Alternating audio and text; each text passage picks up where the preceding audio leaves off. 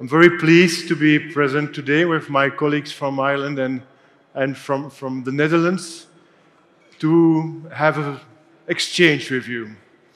Because the world is changing every day, changing quicker than in the past, and we have to adapt ourselves from our side, from your side, from every side of the world. I'm working for Valipak, and Valipak is a producer responsibility organization. I don't know if you have already heard about the terminology of producer responsibility, but we represent the producers, and we have to prove that the product they have put on the Belgian market, Irish market, and the Dutch market have been collected and recycled.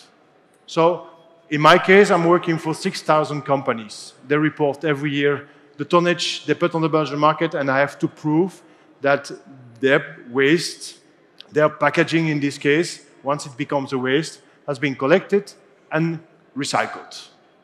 It's quite a challenge because we are talking about packaging, but there are other EPR schemes for other products or other kind of waste, like end-of-life vehicles, mattresses, tires, oils, electric appliances, and batteries. Today, when we talk about recycling of plastics, export is still possible, and it's a reality. But the rules are changing, and it's important for you, as for us, to understand what are the new rules and how do we adapt ourselves to keep on having business together. So that's the purpose of our presentation today, because the rules are changing and the main change comes from the waste shipment regulation. The waste shipment regulation is a new law in Europe, defined by the European Union, which has been voted and will be implemented from 2026, with major consequences, major changes. The first one is actually our main challenges. It's to guarantee the full traceability of the collected waste. So when it's collected in Belgium, we have to trace the waste until the recycling destination in Belgium, in Europe, but also in Turkey or in Asia. We also have a major change from November 27, meaning the export ban. From that moment, it won't be possible for European exporters to export plastic to non-OECD countries. Turkey is a member of OECD. There's not a problem, but it will have major consequences for countries in Asia because they are not part of the OECD. So for exporters in Europe, it won't be possible anymore to export plastic waste to these countries, like Vietnam, Malaysia, Indonesia. It will be not allowed here, and it will have major consequences on the market. Notification will be mandatory for OECD countries. So the administrative procedure for export will be a little bit more complex. And Europe will monitor this change, will monitor the evolution and the impact of this new regulation. And if they see that it generates major consequences, negative consequences on the market, they may adapt the regulation by adding new countries on the list of the export ban. It may have consequences for countries like Turkey. The final major changes is related to the independent audit. If we want to export, we will be allowed to export. It will be still possible, but the destination, the final recycling destination, will need a certificate, will need to be audited before allowing the export of the plastic waste and the waste in general, because it's not only relative to plastic. So no positive audit means no export anymore from 2027. So it is tomorrow. Today, we decided in Europe with some countries to join forces, because when we execute an audit, for instance, in the final destination, we know that the recycling facility receives material from Belgium, but also material from Ireland and from the Netherlands, or from other European countries. So it makes sense to join forces and to collaborate to develop traceability system, but also to execute audits. So Valipak Belgium, Verpakt in the Netherlands, Valorlux in Luxembourg, Repack in Ireland, And I won't pronounce the name of our Icelandic partner, but it's the Icelandic Recycling Fund. We are small countries working already together and looking for more support from other European countries. We have meeting with France, we have meeting with Germany, and hopefully they will join our collaboration in the coming weeks or the coming months. Because altogether, these 5 countries, we represent 100,000 tons of plastic recycled. So we have a lot of potential in the collaboration with recycling facilities, and we want still to get the good partner in the recycling for this tonnage. At the moment, we already have executed audits. In Turkey, for instance, we have already executed 54 audits. And these audits cover altogether 82% of the delivered quantities to the market, to the Turkish recycling facilities. So we need to increase the number of audits, but at the end of the day, today in any way, we already reach a certain volume covered by an audit. We prepare the next regulation. First of all, when we talk about traceability of the waste on export is only possible if we work together with the traders, the exporters. And here we mentioned the 6 of the main traders we are working with. Some of them are here in the room. We really want to thank them for the collaboration because they are the ones who are taking care of the waste, sending it to the Turkish recycling facilities. We do not that. The exporter does that. And they deliver us the name and address of the facilities where the Belgian, the Dutch, the Irish waste have been delivered. So the collaboration is first of all the key. Second, we already executed audits, as mentioned. And this is not done by Valipack. We work together with SGS at the moment. In the future, we may involve other third parties auditor, but we developed the audit protocol based on the European legislation, and the audit are executed by SGS. We want to prepare our business to 2026, 2027, because it will be too late if we wake up in November 27 or in May 27 by saying, oh, I need an audit. No, you need to prepare that, because based on our experience, the first audit may identify some major problem which will need to be solved by the time the regulation will be implemented. And for us, from our side, if we reach these three first points, it will help us to guarantee the achievement of the recycling targets. Because these are legal targets we have to reach and to prove to the authorities. If we don't, we have penalties. The control, the audit at the recycling facilities are defined by the European regulation. But we put here on the slide some of the major elements we control and some of the elements we know it can generate some problem. License and to import and to process the plastic waste, that's the basics of the requirements. The safety condition, the working condition, we pay a lot of attention to identify the good procedures in place at the recycling facilities, like personal protective equipment, fire extinguisher, medicine kits, and then. But the 3 last points are a little bit more technical, but remain very important, like the water waste treatment installation, taking care of the hazardous waste which are being used, taking place of the treatment of the water, avoiding that the used water are rejected in the environment without any correct treatment. Air emissions are also controlled. And the last point I want to mention today is the treatment of the residual waste and the production waste.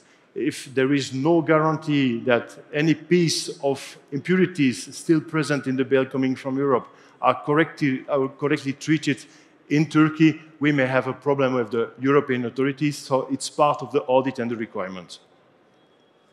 Unfortunately, at the moment, I mentioned we already have executed 54 audits in Turkey. We have, at the moment, 5 red flags. So 5 recycling facilities which are not complying with the minimal requirement we defined and which have been defined by the European authorities. Most of the time, the major problem we identify are related to no proof of recycling. We cannot prove that the delivered quantities have been recycled by the existing facility. We identified some problem with child labor. We also see illegal site, no license, or activities, serious breach in the environmental management of the company, of cases where the recycling facility say, no, I don't want your visit, I don't want to be transparent, I want to keep the way I'm working for myself, you don't have to say anything. In this case, we also identify this company as a red flag, and we ask the trader we are working with to stop any kind of collaboration. The recycling facility has, well, the possibility to solve this major problem and ask a re-audit, where we can prove that the major problem has been solved. So it's not fatal, it can be improved and it can be solved. So our point, and we will discuss that later on with you, and you can, we will be very pleased to have your question, but make sure that your company, if you still want to process material from Europe, make sure that you comply with the new regulation. Accept the audit, be transparent, and it will give, for sure at the moment, but also in the future, to your company a major competitive advantage. Thanks a lot for your attention. Three of us are very pleased to exchange a little bit more on that regulation, and I look forward to listen to your questions. We don't have to know the names, of course, but what is the potential risk for a country like Turkey? If you look at it from a European perspective, and maybe it's to Marcel or to Tom to look, could there be a ban of export of European waste to Turkey if there is insufficient capacity, or if there are too many red flags in the recycling business in Turkey? Or is it maybe Marcel? Yeah, I think it is a possibility. I think it is a possibility because they have put a possibility in the legislation to do so, but I don't think they will do it immediately and quite effective, but they did it with Asia. So we must be prepared and have the systems in order to keep working together and keep the business going. So I think it's not done being very quick, but there is a possibility that they can do it because in Europe they are very afraid of plastic and in the legislation, and we know we need other markets than Europe to recycle all the material. So I think we need to make it work because we want to work together, and we also work together with a lot of partners in the Netherlands, in Belgium, and in Ireland, and also with the traders to bring the good material to Turkey. So I think that's also a good thing. We also have obligation to give you good material so that you can make a proper recycling process. Okay, thank you, Marcel. Maybe for the audience, the big change in the European legislation, and you saw it's now called the Packaging and Packaging Waste Regulation. Before it was a directive. The big difference is that the regulation is harmonized in all European member states. So there's no more difference between Sweden and Spain. Where it used to be for a directive, every member state could have its own rules. So Europe, all the laws in Europe coming out today are regulations. It means Europe gets much more harmonized on a legal level, which means if you get a ban from one country, you got a ban from 27. This is the potential risk. Ton, for you, Ireland, relatively small country. How is your recycling capacity in Ireland, and why do you need to export? So, first of all, good afternoon, everybody. I'm delighted to be in Turkey for the first time. It's great to see the country and experience some of the culture. I've really enjoyed the last couple of days touring around, so thank you for that. We're in an unusual, I would say, unusual situation across Europe. We're a country of about 5 million people. We're placing about 350,000 tons of plastic packaging on the market every year. And a maximum of about 1/10 of that is handled at any level on the island. So the vast majority of the recycled plastic in Ireland that we report is exported, including to Turkey, into mainland Europe. I think we've got, a number of different challenges with that. Our dependency on export is practically 100%. We don't have a plan in place to set up infrastructure on the island.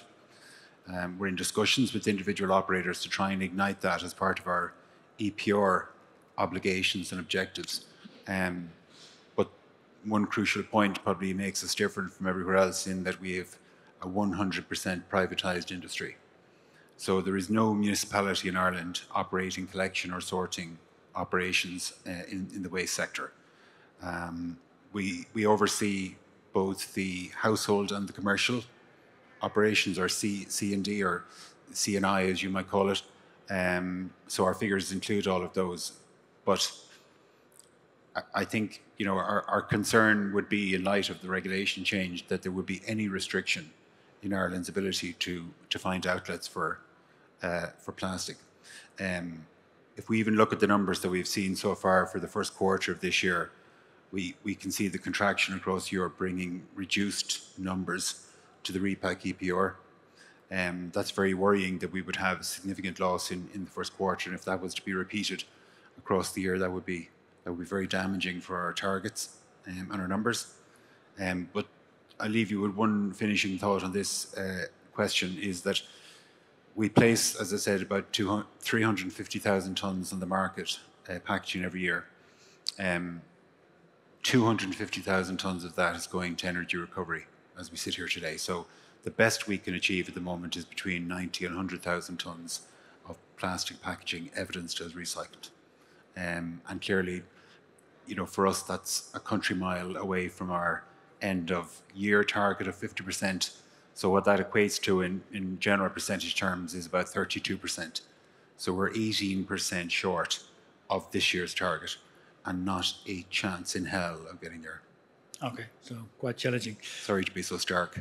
No, but I mean, talk clear language. It's always good. Yeah. It's always good. Xavier, back to you, because I saw you all extended the scope of your audits. There was one regulation which is in the pipeline which I saw missing. It's called microplastic. Do you intend to add that to your scope, especially when you're dealing with wastewater and cleanliness of things? You know that we operate, and Yamur will certainly also tell something about it afterwards, on Operation Clean Sweep, on the push on the recyclers and on the converters levels to clean up their houses, to make sure that there is no escape of plastic into the sewage systems through rain, etc. Is this something you intend to add to the audits? What we present?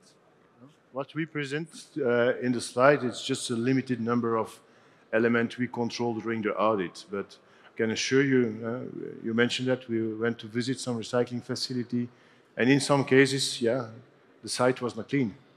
That's a first reaction, the first visible reaction we can appoint in the report. The others need to be investigated. You ask questions with regard to the document, the license, but as the first reaction, to see a lot of pellets on the field, on the soil of the factory, said, problem. You mentioned it. It's not a problem which will generate automatically a red flag, but it's a point we mentioned in the report and for which we ask some improvement. And we will control it the next time, by the next visit, asking people to show the difference, what have they learned from our audit report, and what have they implemented as new rule in order to avoid this kind of problem. Because small problem with huge consequences. Okay. We will come to the presentation of Yamur in a minute. So one last question before that presentation. You mentioned some of your partners, Claraplas, the Yes. Powers here. I see guys from Peute in the room. I saw some other recyclers walking around. Do they give you feedback if they see some issues, or how strict are you on them? Because sometimes it's the water goes to the lowest point. So they play a crucial role in this collaboration because they give us the traceability figures. So we have a full confidence and transparency, but we guarantee the confidentiality of the figures. But in their prospection for new partners, they are aware about the element we will control during the audit. So they give the message, and most of the time, in case they see by their own some major problem, they can directly stop the collaboration, because it makes no sense to have a reactive audit system. It needs to be proactive, avoiding any delivery of European material at recycling facilities not complying with the minimum requirements. So they have in the prospection a very important role, and they convince also their partners to invest in order to solve the problem we mentioned. Okay. Yamur, you can prepare yourself if you want for your presentation, because I know you got some slides. In the meantime, to the guys, you know that we work with certification schemes like Polycert and a few others, and you know that a lot of recyclers get ISO 14001 and 9001 and GRS and you name it all. How important is it for schemes like you, and how important is it to roll out these kind of schemes in countries like Turkey? Yeah, look, I mean, I think anything that brings recorded, transparent credibility to the industry is important, through external certifications, independent audits, particularly in terms of ISO standards, and also the audits that SGS are doing through ValuePack. So, you know, one of my takeaways from these couple of days is that, you know, back in my part of Europe, there's not a lot known about the Turkish market, and I think there is huge potential here for us to expand what we currently do. So I think we would want to use those very crucial pieces of evidence to boost that profile and to highlight the opportunities that are here, as I see them. And I think again, it sort of diminishes the cynics and the naysayers that are out there that are saying, you know, the industry is X and the industry is Y. You know, behind the scenes of all of that are some fantastic operators and very credible operations, and we would want to highlight those and promote those as preferred options, and ultimately they will be the only option. That's where this is heading. Okay. Yamur, let me give you the floor, please, and then we'll certainly come back with some more specific questions. Okay, Thank you. Öncelikle hepiniz hoş geldiniz. Yağmur Eroğlu ben, Certulup sertifikasyon firmasının genel müdürüyüm. Ben bugün geri dönüştürülmüş plastik içeriği ve bununla ilgili izlenebilirlik sağlanmasının, izlenebilirliğinin doğrulanması ile ilgili sertifikasyon programları var Certulup'un. Tabii önce çok kısa, benden önceki panellerde de aslında çok güzel özetlendi. O yüzden bu kısmı biraz hızlı geçeceğim. Yasal düzenlemeler. Yasal düzenlemeler aslında neden bizim için son dönemde çok önemli? Avrupa'nın son yıllarda özellikle en önemli ihracat kalemi mevzuatlar oldu. O yüzden biz de bu mevzuatlara uymak durumundayız. Çünkü çok ciddi oranlarda Avrupa'ya ürünlerimizi ihraç ediyoruz. Bizim sektörümüzü en çok ilgilendiren tabii ki mevzuatlardan biri ambalaj ve ambalaj atık yönetmeliği. Eskiden bu bir direktifti. Bernard'ın da belirttiği gibi artık bir tüzük oldu ve bütün Avrupa ülkeleri aynı şartlara uymak zorunda kaldı. Bununla ilgili bazı önlemler listeleri var. Atık önlenmesiyle ilgili, yeniden kullanımla ilgili, özellikle HoReCa'da etiketleme ile ilgili, ki bu çok önemli. Bununla ilgili ayrı bir zaten mevzuat da yayınladı çok yakında. Bunda dijital pasaport gibi bir uygulama getirecek. Burada da bütün bu tarz çevresel beyanların kanıtlarının o dijital pasaporda bir kare kod ile yüklenmesi ve ürünün ambalajında tüketicinin bu bütün beyanlara, bu beyanların kanıtlarına ulaşabilmesinin yolunu açacak bir dijital pasaport sistemi getirdi. Yine ambalaja dönersek, geri dönüşüme uygunluk burada çok önemli. 2030'dan sonra özellikle C sınıfı dediği, yani %70'in altında geri dönüşebilirlik oranına sahip ambalajlar piyasaya sürülemeyecek. Bununla ilgili zaten bir sonraki panelde Aslan Hanım'ın ciddi bir sunumu var. O yüzden hızlıca geçeceğim bunu. Gıdaya temas eden plastiklerle ilgili özellikle 1616 direktifi dediğimiz direktifin ciddi uygulamaları var. Burada en önemlisi gıdaya temas eden geri dönüştürülmüş ham maddelerin en az %95 oranında yine gıdaya temas etmiş ambalajların atıklarından olması gerekiyor ve bunun da izlenebilirliğinin uçtan uca sağlanması gerekiyor. Tabii bir EFSA ve yerel otorite problemimiz var. Birçok daha önceki etkinliklerimizde, konferanslarımızda bu konuyu çok ciddi konuştuk. O yüzden bu kısmı geçeceğim ama burada en önemlisi %95 oranında gıdaya temas etmiş ambalaj atığından geldiğinin izlenebilirliğinin doğrulanması. Yine geri dönüştürülmüş içerik bugün de panelimizin konularından biri. Bununla ilgili ciddi yükümlülükleri var 2030 ve 2040 yıllarına bağlı olarak. Bunlar zaten sizlere dağıtılacak, o yüzden daha önce de konuşuldu diye hızlı geçiyorum. Bir de atık sevkiyat tüzüğü var. Bu bizi çok ciddi ilgilendirecek. 2026'dan itibaren OECD ülkeleri dışına Avrupa'dan ihracat yok ama biz OECD ülkesiyiz, evet. Ama bir de özel olarak izlenmesi, plastik atık ihracatının özel olarak izlenmesi gibi bir madde var burada.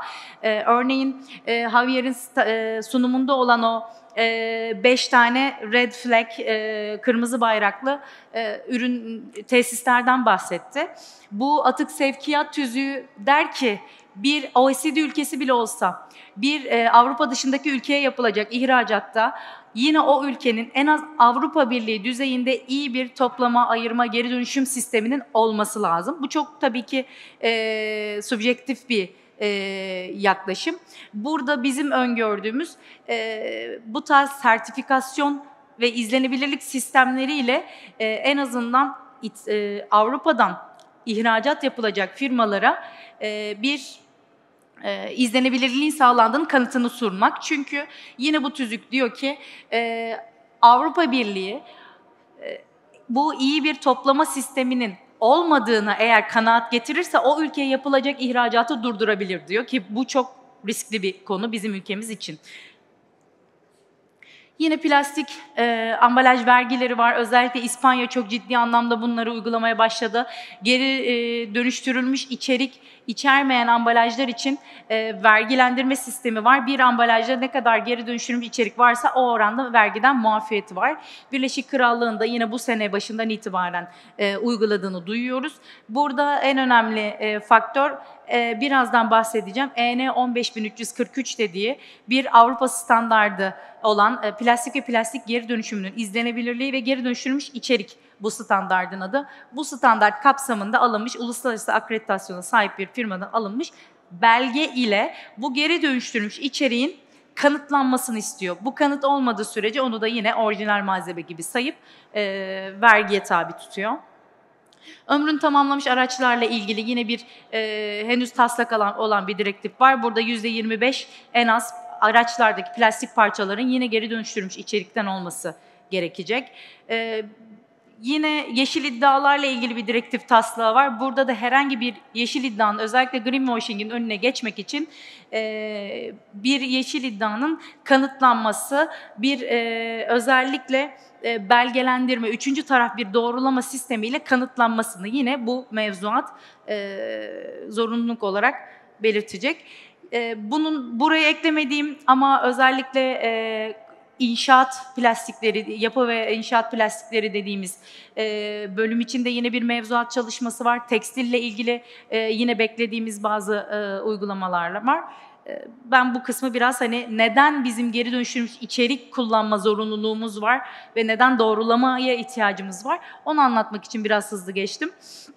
Biz Sörtulup olarak bir geri dönüşüm iddialarının doğrulanması konusunda faaliyet gösteren bir belgelendirme programının da sahibiyiz aynı zamanda.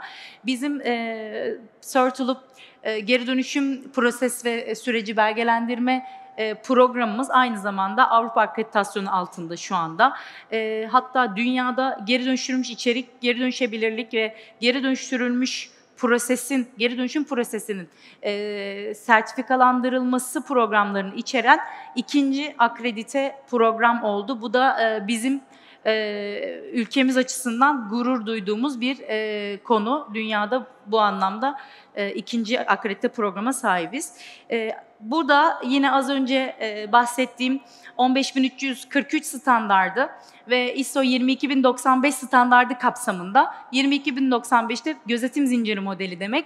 Neden bütün gözetim zincirinin izlenmesi önemli? Çünkü şu anda hali hazırda bir plastik parçayı teste tabi tutup bunun içerisinde yüzde şu kadar geri dönüştürülmüş plastik var ya da bu şu kadar geri dönüşebilir diyebilmek henüz teknolojik olarak mümkün değil.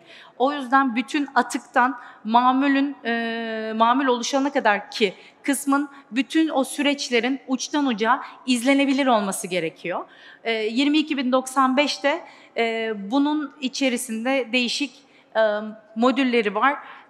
Biz de programımızda kontrollü harmanlama dediğimiz modül kapsamında bu belgelenme programlarını hazırladık. Aynı zamanda Circle'u Polycert Europe'un da aktif bir üyesi. Polycert Europe kimdir? Polycert Avrupa'da geri dönüşüm iddialarıyla ilgili mevcut bulunan belgelendirme programlarının çatı kuruluşu. Biz de Avrupa dışındaki tek kuruluş olarak burada hem belgelendirme programımız hem Circle'u sertifikasyon kuruluşumuz olarak tanınıyoruz. Buradaki amaç bu programların birbirini tanınmasını sağlamak ve aslında harmonize bir sistem oluşturmak. Temel olarak 3 tane belgelendirme programımız var, sertifikamız var. Tabii ki burada ilk aslında çıkış noktamız geri dönüştürülmüş içerik. Geri dönüştürülmüş içerik, ambalajdan tutun, beyaz eşyada kullanılan, otomotivde kullanılan, tekstilde kullanılan bütün plastik mamullere uygulayabileceğimiz bir program. Uçtan uça izlenebilirlik ile yüzde kaç oranında bu plastik mamulde geri dönüştürülmüş ham madde kullanılmış, bunun doğrulanmasını yapıp bir sertifika sunuyoruz ve o sertifikada yüzdesel olarak hangi polimer tipinde ve yüzde kaç olarak geri dönüştürülmüş plastik bulunduğu yer alıyor. Bu da yine aynı 15343 standardı çerçevesinde hazırlanmış. Müşteri taleplerine bağlı olarak bazen çünkü bizim sektörümüzün müşterileri post consumer dediğimiz tüketici sonrası yani hanelerden, evlerden toplanan ya da post industrial dediğimiz sanayi, tüketici öncesi atıklardan da olabiliyor. Biz burada sertifikasyon programında tüketici öncesi, tüketici sonrası gibi ayrımda yapabiliyoruz. %30 recycled plastik içeriğin %20'si post consumer, %10'u post industrial da olabilir ya da tamam post consumer olabilir. Orada tamamen prosese bağlı oluyor. Detaylarını nasıl izlediğimizi burada anlatacağım. Geri dönüştürülmüş içerik sertifikasyonu verebilmemiz için o tesisin tedarikçisi olan geri dönüşüm prosesinin de belgeli olması gerekiyor. Zaten 22.095 gözetim zinciri modeli bunu gerektiriyor.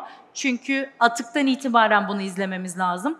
Atığın girdiği geri dönüşüm tesisinin de yine aynı standart kapsamında bir izlenebilirlik sisteminin olması gerekiyor.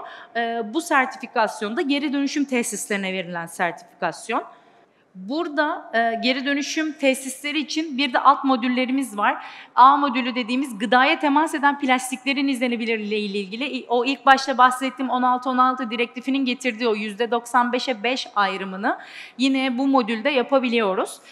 Burada tesisin gıdaya temasa uygun olarak bu modülü alan tesisler gıdaya temasa uygun geri dönüştürülmüş ham maddedir beyanında bulunabiliyorlar. Yine kozmetik ile temas eden plastikler modülümüz B modülü. Bir de modül C dediğimiz kurumsal sosyal sorumluluk var. Bu da özellikle Avrupa'ya yapılan ihracatlarda yine firmalar tarafından son dönemde tanınan firmanın kurumsal sosyal sorumlulukla ilgili özellikle sürdürülebilirlik yaklaşımı, cinsiyet eşitliği, çocuk işçi çalıştırma, bununla ilgili kalite sistemleri ya da uyguladığı sistemler, bunların kontrolünün sağlandığı bir modül. Yine atık sevkiyat tüzüğüne tam olarak tabii ki sistemi henüz oturmamakla birlikte bu tarz bir yine atık sevkiyat tüzüğünde istenen o üçüncü taraf doğrulamanın bu tarz bir uçtan uca izlenebilirlikle sağlanacağını düşünüyoruz. Bir de ambalajlar için geri dönüşebilirlik sertifika programımız var. Bu da bir ambalajın Türkiye ve Avrupa'da mevcut geri dönüşüm tesislerinde yüzde kaç oranında geri dönüşebileceğinin kanıtıyla alakalı. Burada ambalajın tek katmanlı, çift katmanlı, etiket türü, etiketinin orijinal ana gövdeden aynı olup ya da farklı olması, etiketi kullanırkenki yapışkanın kaç derece sıcaklıkta erimesi gibi kriterler geri dönüşebilirlik oranını etkiliyor. Burada A'dan F'ye kadar bir geri dönüşebilirlik skalamız var ama ambalaj atık tüzüğü A'dan C'ye kadar olan yani %70'in üzerinde geri dönüşebilen ambalajların piyasaya sürülmesine izin vereceği için A, B ve C sınıfına sahip ambalajlar sertifika alabiliyor. D, E, F sınıfı daha düşük skalaya sahip. Bunlar daha çok enerji geri kazanımına gidebilecekler ya da downcycling'e gidebilecek ambalajları ifade ediyor. Bir de Operation Clean Sweep ile ilgili bir çalışmamız var. Bernard biraz önce bahsetti. Bu aslında Avrupa Kimya Konseyi ve Amerikan Kimya Konseyi ve Amerikan Plastik Derneği'nin kurmuş olduğu bir program. Bunun Türkiye yetkilisi lisansörü PAGÇEV. Biz de onun 3. taraf doğrulama kuruluşuyuz. Burada mikroplastiklerin, istemsiz olan mikroplastiklerin doğaya salınmasının engellenmesiyle ilgili bir sertifikasyon programı. Bizim granül, flake, toz gibi üretimde kullandığımız malzemeler mikroplastik tanımında. Bu nedenle de bunlarla da ilgili bir direktif çalışması var Avrupa Birliği'nin. Burada bu sertifikasyon sizin tesisinizde istemsiz granül kayıplarının engellendiğini, doğaya karışmasının engellendiğini, bunun azaltılması ile ilgili de çalışma yapmış olduğunuzu gösteriyor. İzlenebilirlik bugünkü ana konumuz dedik. Biz bu izlenebilirliği nasıl sağlıyoruz? Bu kısımları anlattım. Geri dönüşüm prosesi, izlenebilirlik sertifika programı geri dönüşüm tesisleri için. Recycled plastic content dediğimiz geri dönüştürülmüş içerik sertifikasyonu ise compound üreticileri, mamul üreticileri ya da marka sahibi firmalar için uygun. İzlenebilirliği nasıl kontrol ediyoruz? Burada en önemli kriter parti bazlı olarak son 12 aylık veriye dayalı bir kayıt sisteminin tutulması. Tabii ki önce tesisin bir kalite sisteminin olması gerekiyor.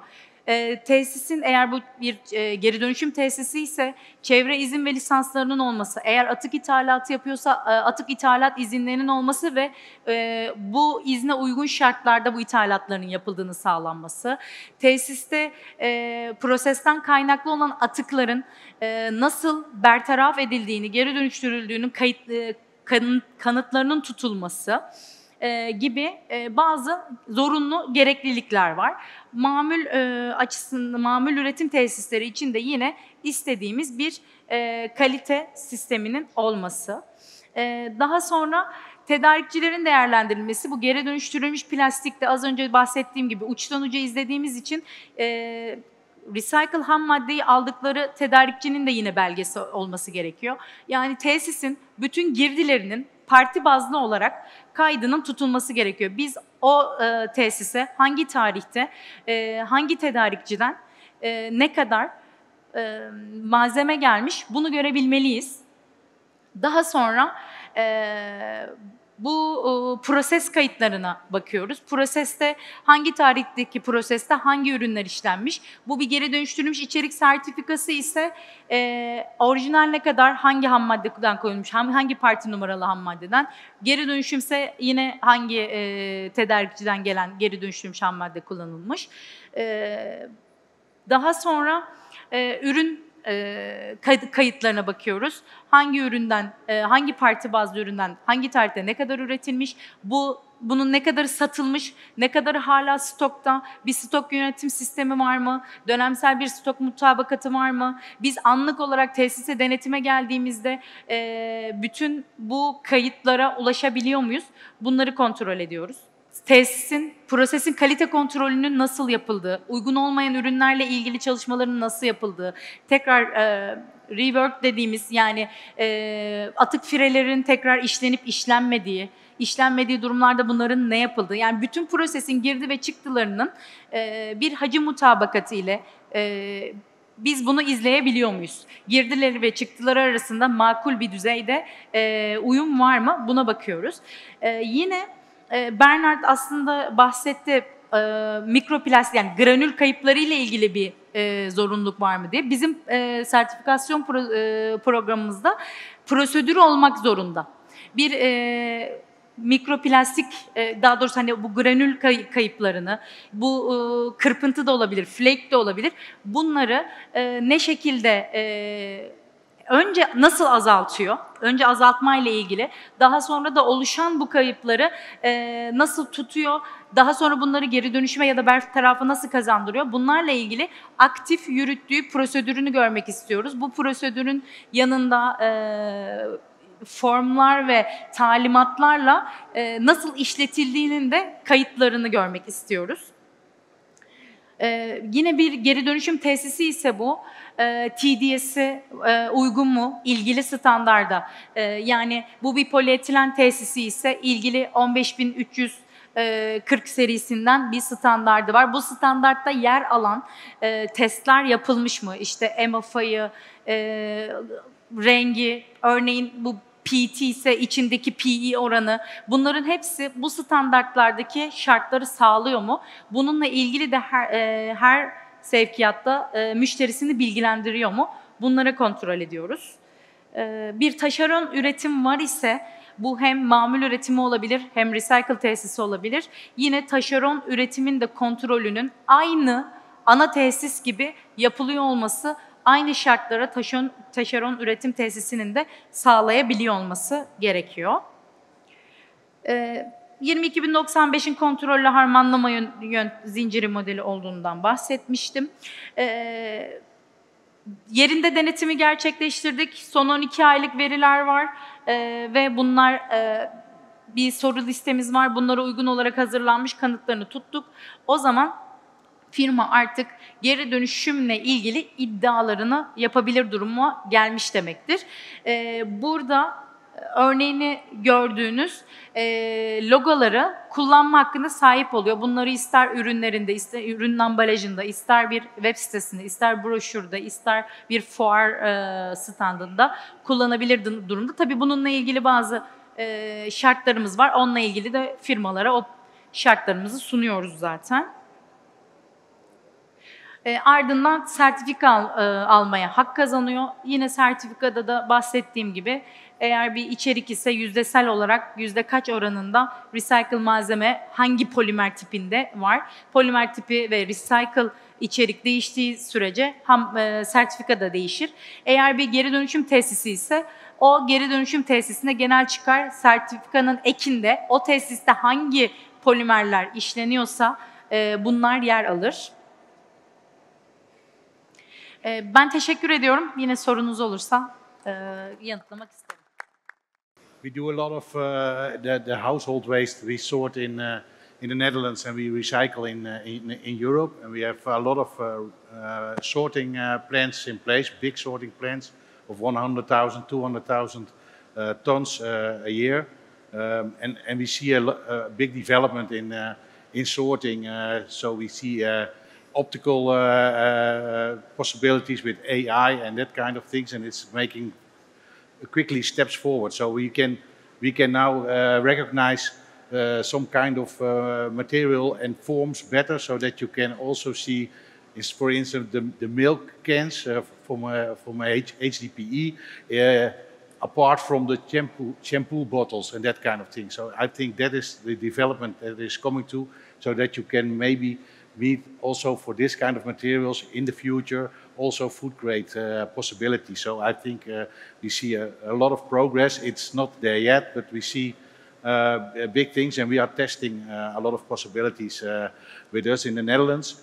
And what we also do is sorting of residual waste, and also getting there the packaging out of it, and also the recovery rates of that are increasing, and we see new plants in development with big possibilities. There are not so much possibilities for that kind of material for food grade recycling, but there are possibilities to recycle it on a big scale, so that we also have the waste of our cities sorted and recycled. So that are big stream beside the C&I streams that we have. So it's I think there's a great future ahead of us with all the materials and all the possibilities in technical Solutions. Okay. development. Of currently what we do in Ireland, sorry for the delay on sound. So I agree with everything that Marcel has said, obviously, about the future, but just to talk about for a second what we're currently doing in trying to drive higher quality and purity of product. So we have 8 sorting facilities on the island, and all of the mixed or commingled recyclables, either from household or commercial, all go through one of those 8 sorting facilities. We do a week-long scientific study every year in each one of those facilities, using independent scientists who go through the bales that are leaving those facilities and being exported. And we adjudicate and come up with the percentage purity in each one, so LDP, HDP, etc. And then we use that percentage to govern what subsidy is paid. So the higher the percentage purity, if you get 95% purity, etc., you get 95% of the subsidy available in that product code. The lower the percentage, the lower the purity, the lower the subsidy. We do some unannounced audits as well as part of our process.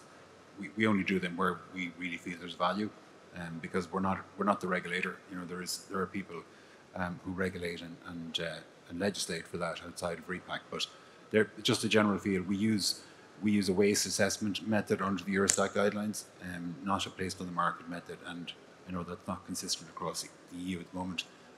But we do feel that it gives us a massive amount of information of what exactly is leaving the island. Okay, perfect.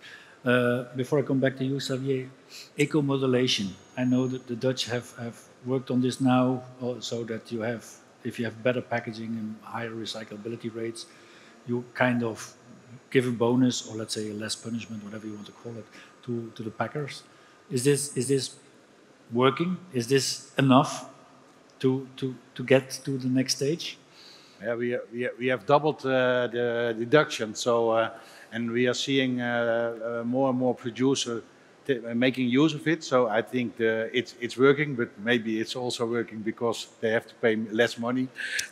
I think it's a first step, but I think we have to step up more and let the producer get the material back and use it in their products, and they're not do. I think I'm speaking for them. I'm sitting, but I think they are a bit too long with waiting till 2030. So we need more instruments, or maybe some quicker regulation to get results, because now a lot of recyclers are waiting for the moment they can get really in business, and now they are in a 4-year gap between the regulation and now, and so they're suffering very hard with the energy prices in Europe, and I think that's a good thing. So we are trying to help with the eco-modulation and to lecture our producers to use recycled content in their products, and we must do more the next time, but I think the regulation is a big step forward, but you know, for this kind of things, you need to have regulation. It's sad to say, because I represent the producers. They don't like regulation, but I think it's a good thing to get progress. So. Unfortunately, for the moment, we don't see any major change in the statistics you collect. We are at around 2%, 2% of the packaging, industrial packaging, put on the Belgian market with 30% recycled content post-consumer. So it's very, very limited. As Marcel said, I fully agree. Producers are waiting for the obligation, the legal obligation to start, because it has a cost. It has a cost because you compare the recycled material with a virgin material, so it has a higher value today. But it also has a cost for the company, because most of the time they have to adapt their packaging line, especially in the industrial waste. If you take bricks producers, when they use recycled content, most of them will change the plastic they use and the way they will pack the pallet with the bricks of the tiles. And this is an investment they have to do, and they will anticipate the obligation, but they are very afraid to do it today. Maybe another important element, Please. only 40% of the packaging, industrial packaging put on the market is packed in Belgium. Most of the other waste streams are packed outside Belgium and imported. And So it's also a challenge to convince the exporters to invest in packaging with recycled content. And in this case, we are talking about Turkey. So every movement in the Turkish market can implement and improve the situation in Belgium, because the decision is not only at the packer filler, it's also at the side of the exporters, producers abroad. I've not all the knowledge on this topic, but I think you have to look after all the possible instruments to get it done, because we need to push this development. And I don't know exactly, because I don't know all about CO2 carbon credits. Maybe some other people know more about it, but when it helps, maybe it will help. But now we had some discussions on the plastic tax also in the Netherlands. We were working on front on that topic, but with the pressure of the chemical industry and that kind of parties, they skipped it. It is pretty, yeah. The recycling parties are very disappointed about this decision. So yeah, when we have to recycle our material, then for us it's also not a very good thing. But yeah, the things are being set up. Thus, I'm an optimistic guy. I'm thinking we will succeed in this kind of things. Şimdi İspanya ya da işte arkadaşım bahsettiği gibi Hollanda da bunu düşünüyor diyor. Burada tabii ki vergiye tabi bir konuda çok ciddi kontrol sisteminin olması lazım. Şu anda uygulanan sistem özellikle İspanya'da bu EN 15343 sertifikası ile, tabii burada en önemlisi tabii ki bir akreditasyon çerçevesinde düzenlenmiş bir sertifika. Bu çerçevede yapılmış bir denetim. Çünkü burada tabii ki kağıt üzerinde hazırlanmış sertifikalar da görüyoruz. Aslında sertifikanın da greenwashing'i olabilir. Burada en önemlisi doğrulanmış, kabul görmüş bir uluslararası standart altında hazırlanmış bir program çerçevesinde bütün gözetim zincirinin izlendiği, izlenebilirliğin sağlanması burada çok önemli. Atığın nereden geldiği, hangi türde atık olduğu, tesiste nasıl işlendiği, uygun tesislerde işlenip işlenilmediği, sertifikasyon sisteminin bütün bunların kanıtı olması gerekiyor. O anlamda bu tarz sertifikalarda greenwashing'in önüne geçmek için bir yöntem. When we talk about transport packaging, we already have a high level of reuse in Belgium, and we monitor that. But we talk about wooden pallets, plastic barrels, IBCs. This is quite common.